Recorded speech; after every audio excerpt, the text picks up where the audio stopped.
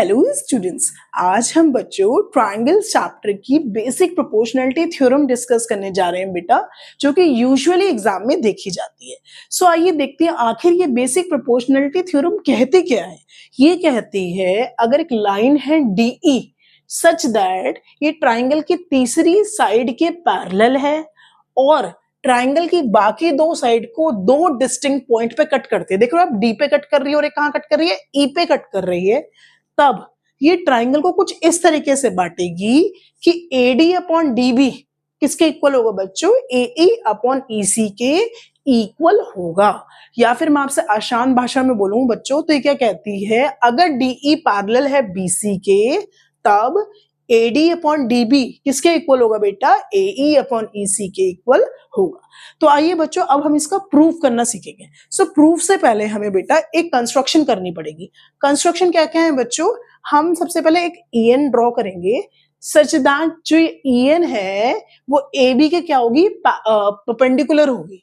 वहीं दूसरी तरफ मैं DM ड्रॉ करूंगी सच दैट ये जो DM है वो AC के क्या होगी, परपेंडिकुलर होगी। इसके साथ साथ हम इन दोनों लाइन को सिंपली ज्वाइन कर देंगे। अच्छा अब इसके बाद बच्चों हमारा नेक्स्ट स्टेप क्या है बच्चों, हम ट्राइंगल ADE का एरिया किससे डिवाइड करेंगे, ट्राइंगल BDE के एरिया से डिवाइड करेंगे। अच्छा अगर मैं बात करता हूँ ADE का एरिया कैसे निकालोगे, half into base into height. So ADE का बच्चों जब आप एरिया निकालोगे तो आप बोलोगे हाफ इंटू बेस। इस बार आप क्या बेस लोगे, AD, और हाइट क्या लोगे बच्चों, EN। ठीक है, सो आप लोगों half into AD into EN।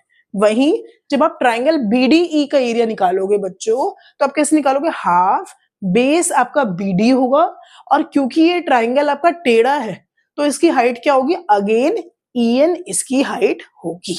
ठीक है, अच्छा अब यहां से देखेंगे तो हाफ से हाफ कैंसिल हो जाएगा, EN से EN आपका कैंसिल हो जाएगा, आपके पास क्या आएगा, AB अपॉन DB। वहीं अब मैं दोबारा से बच्चों ट्राइंगल ADE और ट्राइंगल CED का एरिया निकालूंगी। ठीक है, उनका रेशियो निकालूंगी। ठीक है, सो अगेन जब आप ट्राइंगल ADE का एरिया निकालोगे बच्चों तो इस बार आप बेस क्या लोगे, AE लोगे और हाइट क्या लोगे बच्चों, DM लोगे। कैन यू सी, वहीं जब मैं ट्राइंगल बच्चों CED का एरिया निकालूंगी तो बेस में CE लूंगी और जो हाइट है वो मैं DM लूंगी। देख पा रहे हो आप, तो हाफ से हाफ आपका कैंसिल हो जाएगा, DM से DM आपका कैंसिल हो जाएगा। इन शॉर्ट आपके पास AE अपॉन AC आपका बचेगा। ये आपके पास इक्वेशन नंबर 2 हो जाएगी। सो बच्चों मैं आगे का स्टेप डिस्कस करने से पहले आपसे एक चीज डिस्कस करूंगी। ठीक है, उसके बाद हम आगे कंटिन्यू करेंगे। तो बच्चों एक थ्योरम हुआ करती थी जो पहले सिलेबस में थी, अब नहीं है वो सिलेबस में। सो उस थ्योरम की इस प्रूफ में एप्लीकेशन है। वो थ्योरम क्या कहती थी बच्चों, अगर दो ट्राइंगल्स हैं जो कि सेम बेस पे बने हैं, दो ट्राइंगल्स हैं और सेम बेस पे बने हैं और बिटवीन द सेम पैरेलल्स बने हैं, तो उन दोनों ट्राइंगल्स का एरिया क्या होगा, इक्वल होगा।